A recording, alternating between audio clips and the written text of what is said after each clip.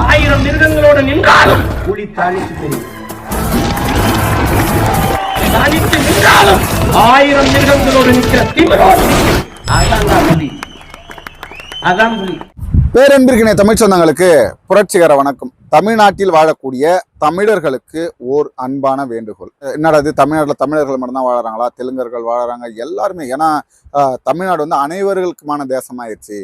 நம்மளுடைய பாட்டனார் அவர் என்ன சொன்னாருன்னா, கணியன் பூங்குன்றனார் அவர்கள் யாதும் ஊரே யாவரும் கேளீர்னு சொன்னாரு.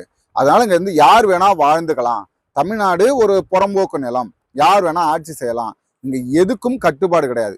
யாரை பற்றியும் இங்க வந்து என்ன சொல்றது, யார் வேணா எங்க இருந்து வேணா வரலாம், இங்க ஆளலாம், ஆட்சி செய்யலாம், வாக்காளர்களாக மாறலாம், தமிழ்நாட்டை கொள்ளையடிக்கலாம். அப்படிங்கிறது ஒரு புதுவிதமான சட்டமாக இருக்கிறது.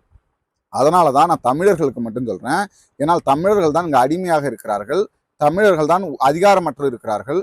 அதனால தமிழர்கள்லாம் உடனடியாக என்ன பண்றீங்கன்னா, இப்போ நம்ம ஈழத்துல நம்மளை கொன்று குவிச்சப்போ, ஈழத்துல ஒரு போர் வந்துச்சு, அங்க கொன்று குவிச்சப்போ எப்படி அங்க வாழ முடியாமல் அங்கிருந்து வெளியேறினார்களோ அதே நிலைமை இங்க வருவதற்கு முன்பாக இங்கிருந்து ஏதாவது வெளி தேசங்களுக்கு, கனடாவுக்கோ ஆஸ்திரேலியாவுக்கோ உங்களை எங்கே மதிக்கிறார்களோ இல்லை எங்கேயாவது ஒரு தேசத்துக்குங்க அடிமைகளாக, இங்க தமிழ்நாட்டில் அடிமைகளாக இருப்பதை விட வெளியில போய் அங்க அகதிகளாக மாறிடுங்க.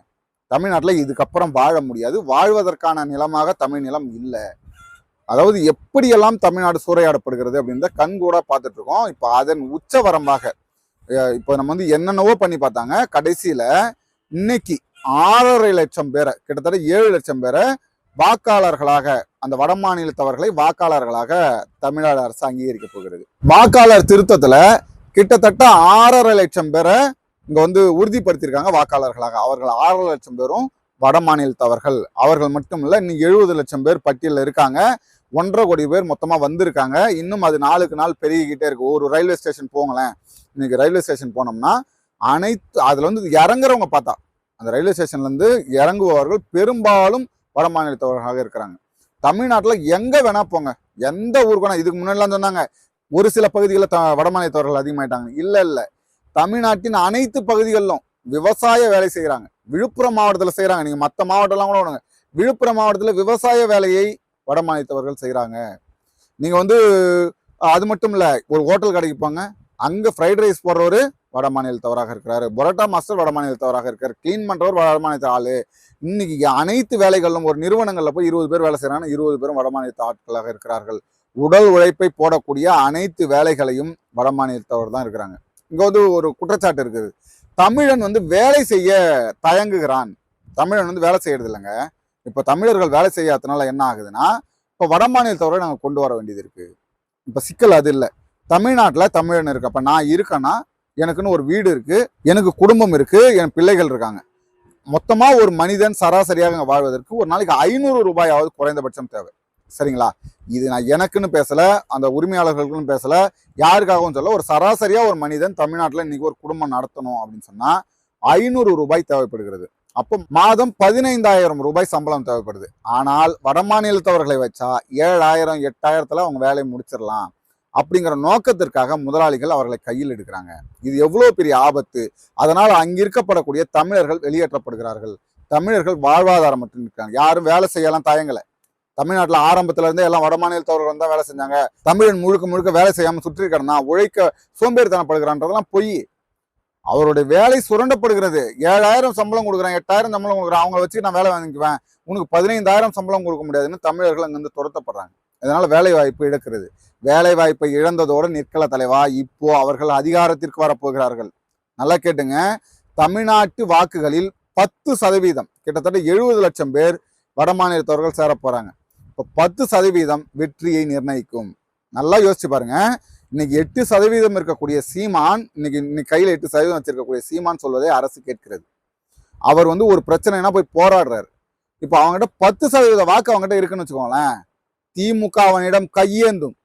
நீ என்ன சொல்றே நான் செய்யறேன், உனக்கு என்ன இங்க அமைச்சர்ல பங்கு கொடுக்கணுமா, ஆட்சியில பங்கு கொடுக்கணுமா, உன்னை அமைச்சராக மாற்றணுமா, வட மாநிலத்தவர் துறையின் ஒரு துறையை உருவாக்கணுமா, உருவாக்கி கொடுக்குறேன், நீ அதுல வந்து அமைச்சராரு அப்படின்னு சொல்லி திமுக அவர்களிடம் கையேந்தும், அதிமுக அவர்களிடம் கையேந்தும்.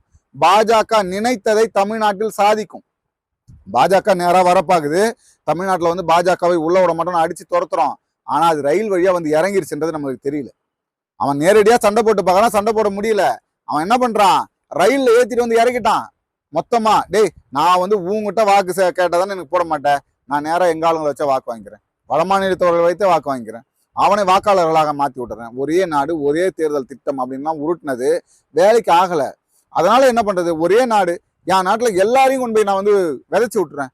பீகார்லேருந்து ஒரிசாவிலேருந்து எல்லாரையும் கொண்டு வந்து அனைத்து பகுதிகளிலும் நான் வந்து கொண்டு போய் சேர்த்துறேன். அப்போ என்ன ஆகும், நீ ஓட்டு போட மாட்டேன்னு சொல்ல முடியாதுல்ல. ஒரு தேர்தலில் இப்போ நீங்கள் வந்து 2% கூட கிடையாது பாஜகவோட வாக்கு, ஆனால் அது 10% மாறுகின்ற போது பாஜகவுடன் கூட்டணி வைப்பதற்காக ஆட்சி அதிகாரத்தை பெறுவதற்காக இங்க இருக்கக்கூடிய அதிகார வர்க்கம் முயலும். திமுகவும் செய்யும், அதிமுகவும் செய்யும். இதுல யாரும் மாற்று கருத்துலாம் கிடையாது. இதனால் பாதிக்கப்பட போறது தமிழர்கள் தான். அதுக்காக தான் சொல்றேன், இப்பவே கிளம்பிடுங்க. நீங்க வந்து அடிச்சு துரத்துவதற்கு முன்பாக, உங்களை இங்கிருந்து ஒரு இனப்போரை தொடுத்து உங்களை அடித்து விரட்டுவதற்கு முன்பாக இங்கிருந்தே கிளம்பிடுங்க. தயவு செஞ்சு கிளம்பிடுங்க. நான் உட்பட தான் எல்லாம் ஏதாவது ஒரு தேசத்துக்கு அகதிகளாக வாழ்வோம், நிம்மதியா அகதிகளாக வாழ்வோம். இந்த வாழ்க்கையை விட அது சிறந்ததாக இருக்கும். உன் நிலத்துல அதாவது என்ன சொல்றது, வந்தவன் போனவன்லாம் ஆள்றான். இன்னைக்கு இவ்வளவு பேர் 70 லட்சம் பேரை கொண்டு வந்து சேர்க்கிறாங்க.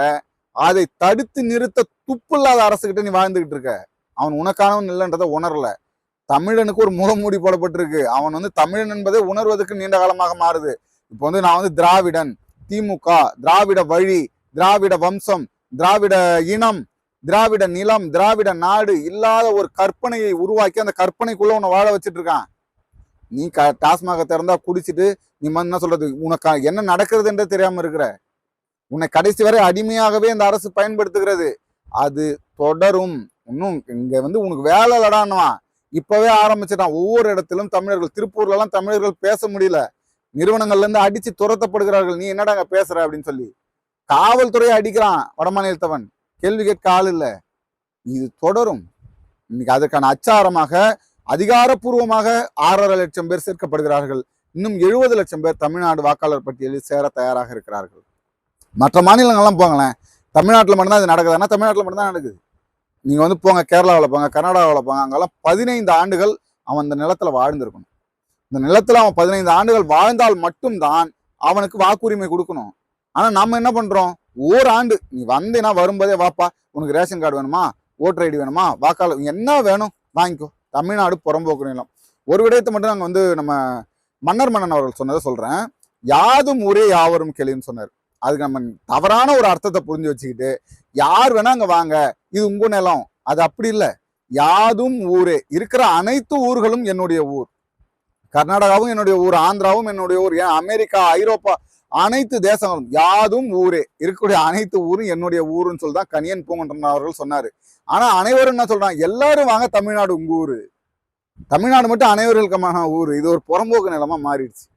என்ன ஒரு அரசு இங்க வந்து ஒரு வழிமுறையை ஏற்படுத்தணும். இது தமிழர் நிலம்பா, இங்க வாக்கு செலுத்தணும்னா தமிழர்கள் வாக்கு செலுத்தணும். ஒருவேளை உங்களுக்கு நீங்க இங்கேயே தங்கிட்டீங்க அப்படின்னா ஒரு 15 ஆண்டுகளாவது நீங்க இருக்கணும். உங்களுக்கு ஒரு ஒர்க் பர்மிட் இருக்கணும். வேலைக்கு நீங்க வந்து வேலைக்கு வர பள்ளியில சேர்ந்த 1ஆம் வகுப்பு படிக்கக்கூடிய ஒரு மாணவியை வடமாநிலத்தவன் பாலியல் சென்றல்ல ஈடுபடுறான். அதை தட்டி கேட்டவர்களை கைது செய்து இந்த அரசு. தட்டி கேட்ட நாம் தமிழர் கட்சி ஒரு கர்ப்பிணியின் கூட பார்க்காம நாம் தமிழர் கட்சி அக்கா அவர்களை கைது செய்து, ஆனால் இவ்வளவு பெரிய கொடூரத்தை செய்தவனை கைது செய்யல. அரசு அவனுக்கு வந்து ஆதரவாக நிற்கிறது. இப்பவே அவனுக்கு ஆதரவா நிற்குதுன்னா அவன் 10%, 15% வாக்குகளை வைத்திருந்தால் நம்மளுடைய நிலை என்ன ஆகும்னு யோசிங்க. விழித்தெழுங்கள். இதை மிகப்பெரிய அளவில் ஒரு போராட்டமாக செய்து இதை தடுத்து நிறுத்தாவிடில் தமிழர்களின் வாழ்க்கை தமிழ்நாட்டில் கேள்விக்குறியாக மாறும். அடுத்தது ஒரு காணொலியில் உங்களை சந்திக்கும் வரை உங்களிடமிருந்து விடைபெறுவது உங்கள் அன்பழகன். நன்றி.